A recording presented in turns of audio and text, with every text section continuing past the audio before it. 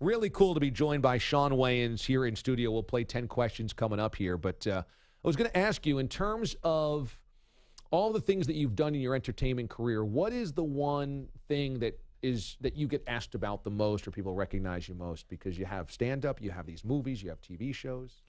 What I get asked about the most is In Living Color and probably White Chicks.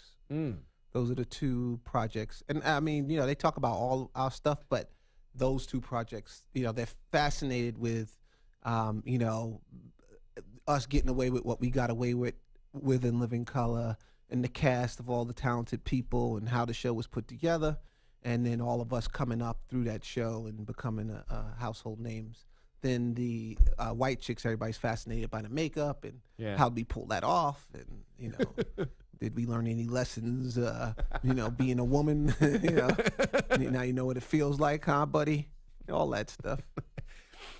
You can watch us right now with the digital broadcast at watchda.com, and yet that's available on your phone as well, mobile friendly. Let's play 10 questions, boys and girls. It's time for America's favorite game show, where we tell the studio guest what they should think. It's 10 questions, not taped in front of a live studio audience. All right, no pressure, no pressure. Number one, which was the more fun movie to make, White Chicks or Little Man? Little Man. Yeah, why is that?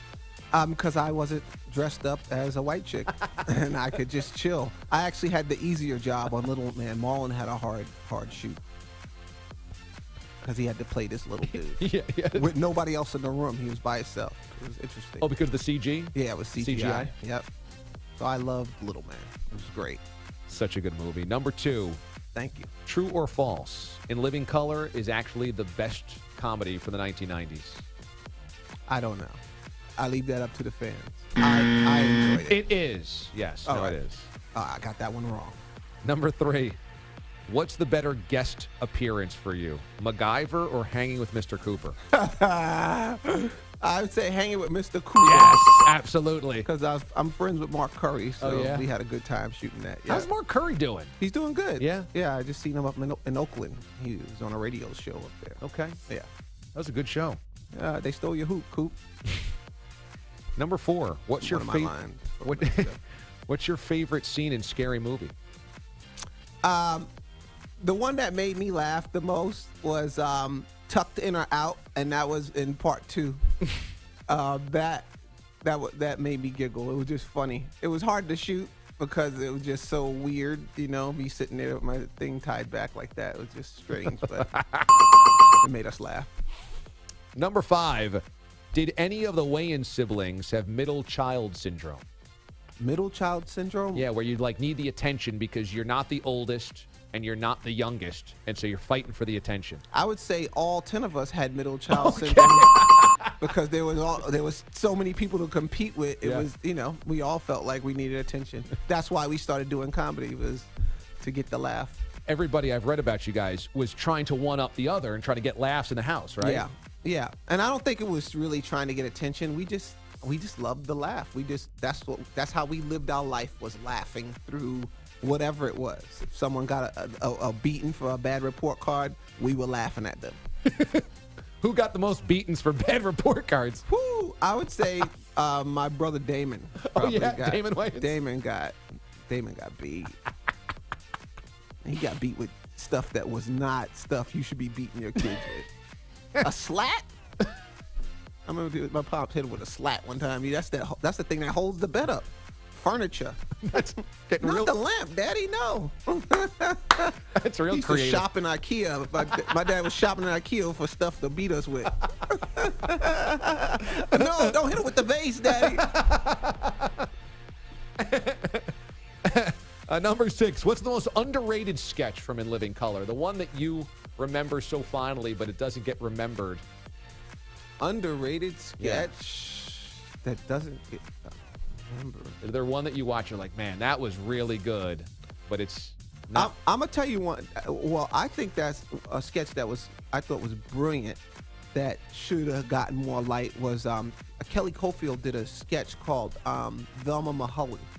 And it was this sketch where she was this old-time 1920s actress, And she was, we put her up in a contemporary scene with somebody from today, and it was always, Johnny, that's right, Johnny, run. You remember she was in black and white? Yeah, I thought that was brilliant. And I thought that one should have got more light.